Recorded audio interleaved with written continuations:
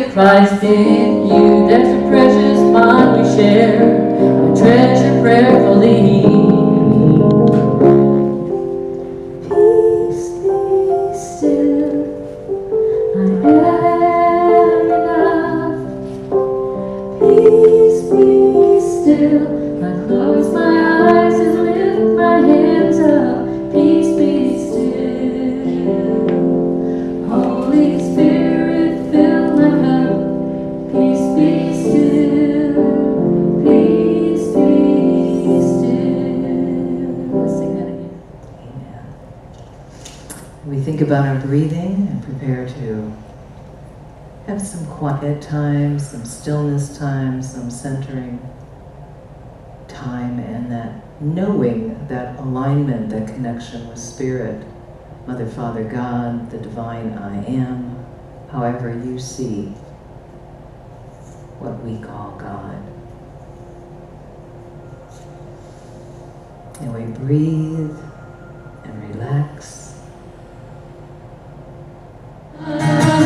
It's a beautiful day to be alive. It's a beautiful day to be with you. To live my life abundantly, to feel love and just be me. It's a beautiful day.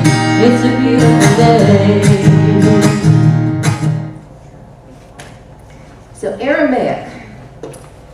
When I was in ministerial school at Barbara King School of Ministry, I had the pleasure and the sometimes a little angst of studying under Rocco Errico, who is an Aramaic scholar. He's amazing. Are you studying now with Eric? Rocco's amazing. Yeah, he's just an amazing man. Just delightful person, but deep. He really made us feel like scholars when we were studying anything about the Aramaic. And he worked with George Lanza on the Aramaic version of the Bible. Neil Douglas Klotz, this is an amazing book. Everything is amazing. I'll say amazing a few more times. Amazing, amazing, amazing. I'm good on my system. It's called The Hidden Gospel, Decoding the Spiritual Message of the Aramaic Jesus. Highly recommended. You learn so much, not only about the Aramaic language, which is what Jesus is reported to have spoken, and the people in the Middle East of his time, but also of things that were going on, the culture, the times, ways people looked at God, the ways people looked at Yahshua, the other name for Jesus. It's a complicated book. The word complicated has been coming up all week, and it's dense in a beautiful way. So I can read a chapter of this, and 2 weeks later I pretty much don't remember what I've read, because I'm learning Aramaic words, I'm learning the constructs, I'm learning the systems of how he talks. For example, the poetry, the beautiful translations of what Jesus said. When you look at Middle Eastern and in the Hebrew tradition and in the Sufi tradition, they often would take the words of Jesus, whether they were getting it from Greek or Hebrew or the Aramaic, and they did a thing called contemplative translation interpretation. This is so Unity, because it's looking at the words, the Bible, in a way that relates to us. What does this mean? What do the beautiful flowing words, when there's three choices for perhaps a word, what does that mean in my life, in my current circumstances? He gives an example of 4 definitions or translations in that meditative way of just the first line of the Lord's Prayer. Here's the first one. O thou, the one from whom breath enters being in all radiant forms. Again, different. O parent of the universe, from your deep interior comes the next wave of shining life. Praise. In a beautiful way. O fruitful, nurturing life giver, your sound rings everywhere throughout the cosmos. Your sound. And finally, Father, Mother who births unity. Yes, unity, which in these interpretations means life, means spirit, means Allah, means God. Sacred unity. Father, Mother who births unity, you vibrate life into form. You vibrate life into form in each new instant. Great stuff. So when I decided to talk about a parable, that was like right by my side, because I thought it would make explaining the parable of the sower a little easier. It actually complicated it a lot in my mind. But that's okay, because we like to challenge ourselves, do we not? King James Version, Parable of the Sower. Knowing that parables are a way of hiding things and revealing things. There were stories. Jesus even told some different ones to his disciples than he told to the crowds, mentioning sometimes in his words that he felt the disciples would understand them a little better. The same day, Jesus went out of the house and sat by the lake. Such large crowds gathered around him that he got into a boat and sat in it while all the people stood on the shore. Then he told them many things in parables, saying, a farmer went out to sow his seed. As he was scattering the seed, some fell along the path. Farmer, scattering seed. And the birds came and ate it up. Some fell on rocky places, stony ground, where it did not have much soil. It sprang up quickly because the soil was shallow. But when the sun came up, the plants were scorched and they withered because they had no root. Other seed fell among thorns or thistles, in some interpretations, which grew up and choked the plants. Anybody want to do that? It's actually a Nia move too. We did that on Wednesday. Still other seed fell on good soil where it produced a crop, 100, 60, or 30 times what was sown. Whoever has ears, let them hear. And then the disciples asked him, why do you speak in parables? And there's a long passage. You're hearing, we want you to understand. But then he goes on and says this. It's reported to have gone on and said this because we know the Bible was written centuries after Jesus actually walked on the earth, but it was an oral tradition. In reading Klotz again, he reminded us that it's not like I kind of remember it. In oral traditions, people memorize the words, they memorize poetry, they memorize the spoken word, and they repeated it pretty much word for word. Goes on. Listen then to what the parable of the sower means.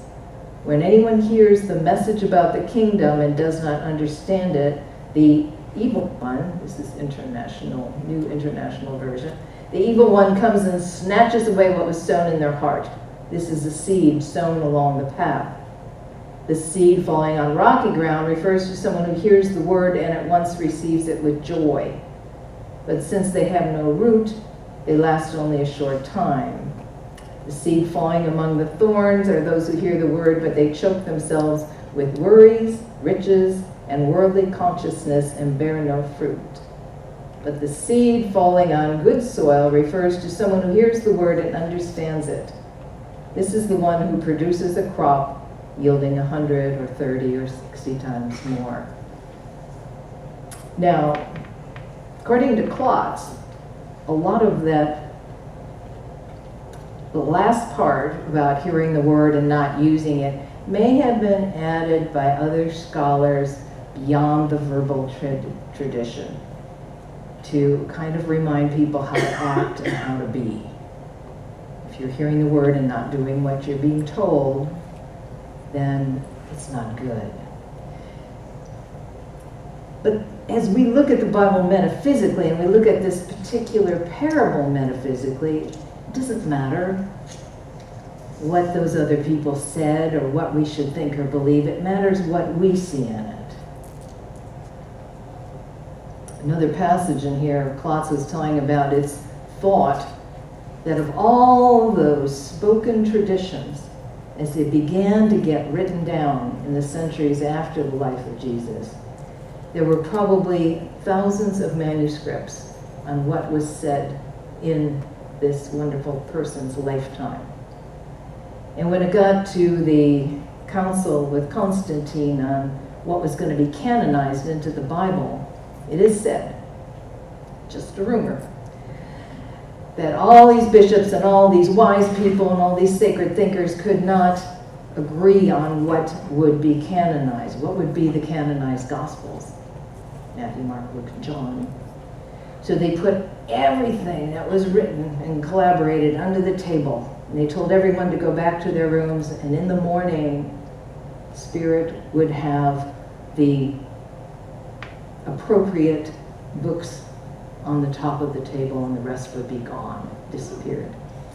He mentions nobody knows who had the key to that room after it was locked up for the night. But in the morning, it was Matthew, Mark, Luke, and John, and the other things disappeared. So we've lost a lot, but it's okay. Again, a lovely story.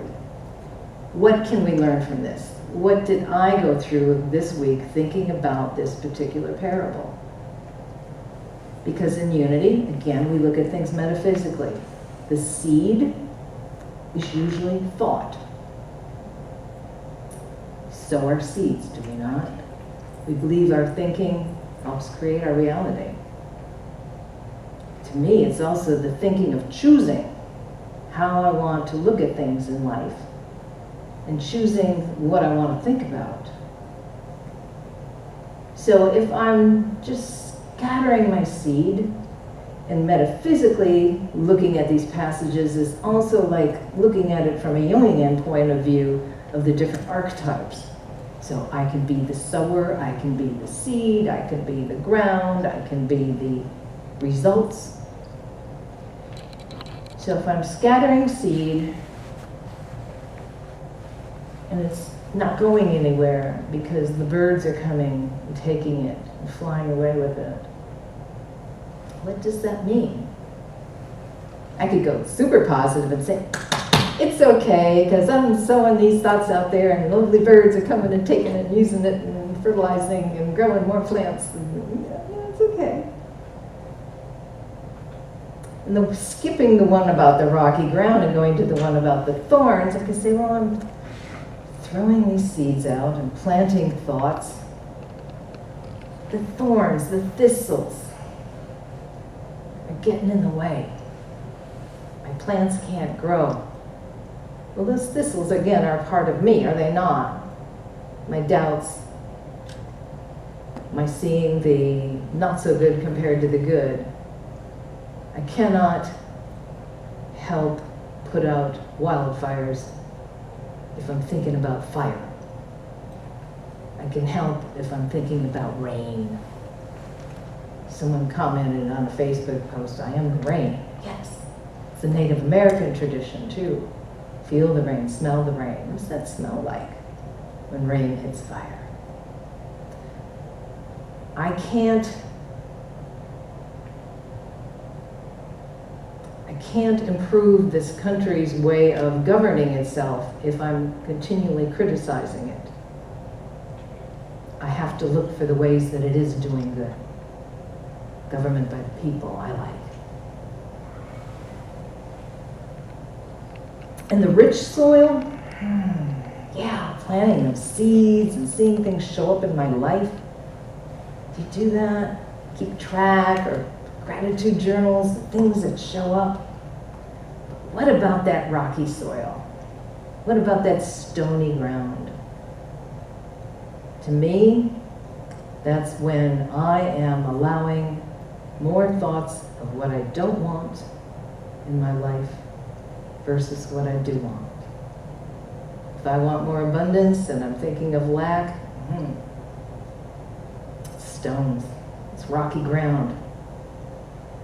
I might get an abundance plant up really quickly, but if I keep worrying, being concerned, judging what others are thinking or doing. Maybe we want to make that noise. It's a fun noise. I like what Reverend Duke Tuffy, Unity minister, said. Just read the end of this. We are like the farmer in the parable.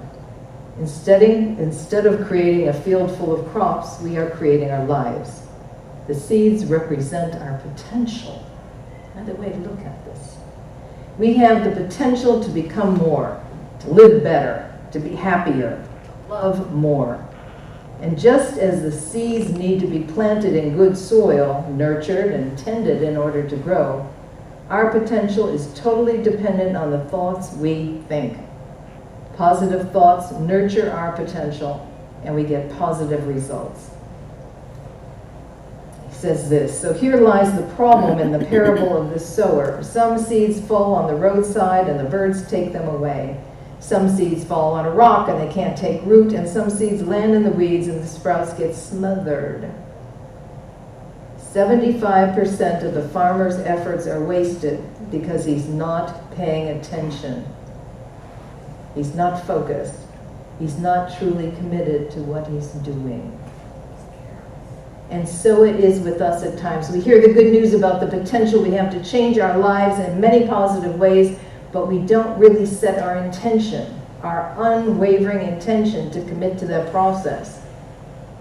So what we hear is like the seeds carried off by the birds. Or we allow the negative attitudes of the past to continue and dominate so new thoughts can't take root, like the seeds that landed on the rock. Or we let the attitude of others smother out our new thoughts and they can't grow, like the seeds that landed in the thistles. The parable, he says, of the sower tells us three things.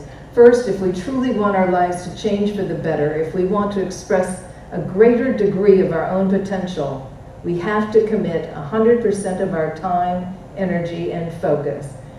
You might go, whoa, I already got a lot of things on my plate. I don't have 100% of my time. Well, we work it, right? It works if we work it. So, infuse some of that potential, some of that thought into everything. When you can. It's the process. Thank you, Duffy. Second, we have to become aware when old, negative, defeating ways of thinking surface and do what psychologists call a pattern interrupt. This is what Abraham Hicks calls a pivot.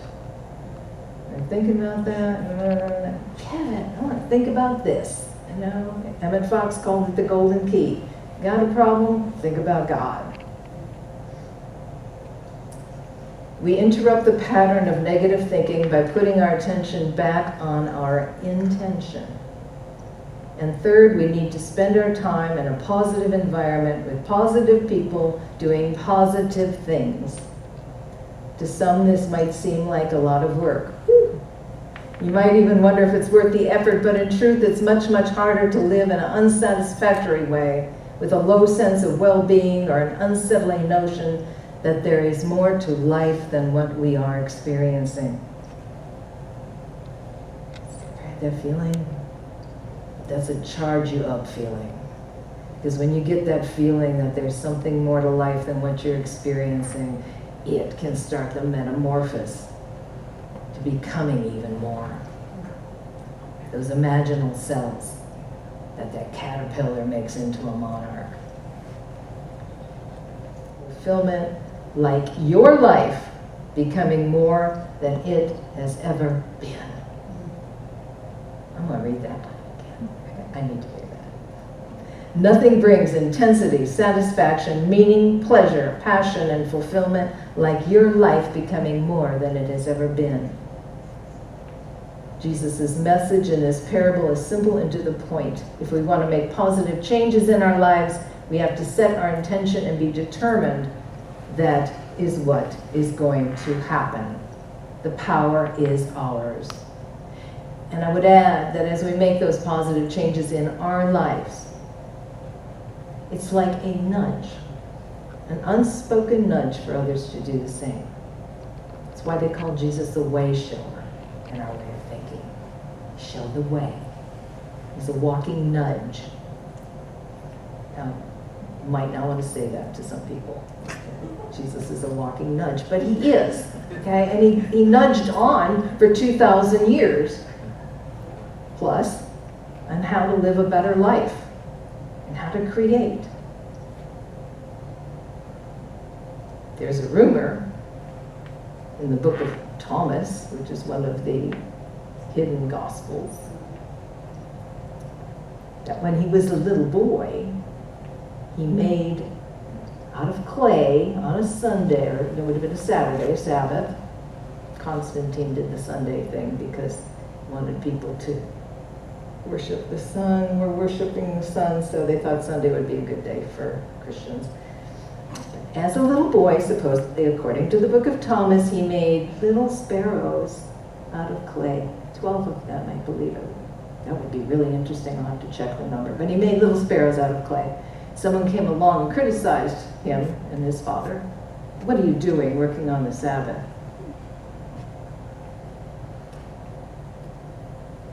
The power of his spoken word and thought, the little sparrows flew away. I like that kind of way, sure, because I like magic. But what can you make real in your life? What are you dreaming of? What is that thought perhaps in the back of your head? And maybe you are doing and being everything you do and want to be. But maybe there's something there, something knocking at the corners of your mind, something saying, let me be part of you, or let's do this together, or wouldn't it be great if?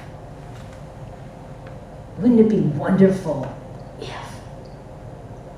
Or maybe it's saying, you can do this. You've always wanted to. You can do it. I know you can. Sow those seeds. You're a farmer of your own life. You're a creator of your own reality. You are a way shower in this world. Why? Because God, Allah, sacred unity is wonderful, and you're part of that. And so it is.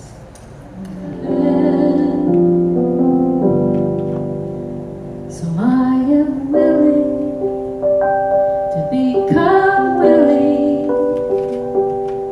If I fail, if I fall, I never will stop trying. I have one life I've been given. If I float, if I fly, at least I will be living. I'm not ready. I'm so afraid.